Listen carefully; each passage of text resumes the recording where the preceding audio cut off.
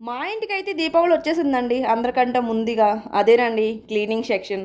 పండగంటే first cleaning section ఉండాల్సిందే కదా! పండగంటే మంచిగా అనిపిస్తది గానీ, క్లీనింగ్ అంటేనే భయం కూడా ఏస్తది. కాకపోతే మాకైతే చాలా ఈజీగా అయిపోయింది. మా ఆయన, మా మరిది గారు చాలా బాగా హెల్ప్ చేశారు. ఇన్‌ఫాక్ట్ మాకన్నా వాళ్ళే ఎక్కువ కష్టపడ్డారు ఈ క్లీనింగ్ సెక్షన్‌లో. అలా ఇల్లు మొత్తం క్లీనింగ్ అయిపోయిన తర్వాత దేవుడి మూల కూడా మంచిగా క్లీన్ చేసుకున్నాము. దేవుడి పటాలన్నీ కూడా అంతా మంచిగా తుడుచుకున్నాము. అలానే కాస్త వాటర్‌లో పసుపు, సర్ఫ్ పౌడర్ వేసుకొని దేవుడి మూలలో ఉన్న టైల్స్ అన్నీ కూడా క్లాత్ పట్టుకొని మంచిగా అయితే క్లీన్ అయితే చేసుకున్నాము. మీ ఇంట్లో మీ దివాళీ పనులు ఎంతవరకు వచ్చాయి? మీ క్లీనింగ్ అయిపోయిందా? లేదా ఇంకా స్టార్ట్ చేయలేదా?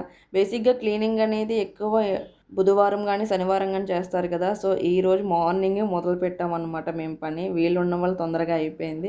మీరు కూడా తొందరగా పని చేసేసుకొని దీపావళిని మంచిగా ఎంజాయ్ చేస్తారని కోరుకుంటున్నాను.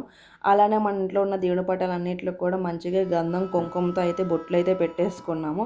అండ్ మనకైతే దివాళీకి ముందుగా గిఫ్ట్ అయితే వచ్చింది. అదేంటనుకుంటున్నారా? ఓపెన్ చేస్తే మీకే అర్థమవుతుంది. నాకు ఈ స్వీట్ అంటే చాలా ఇష్టం.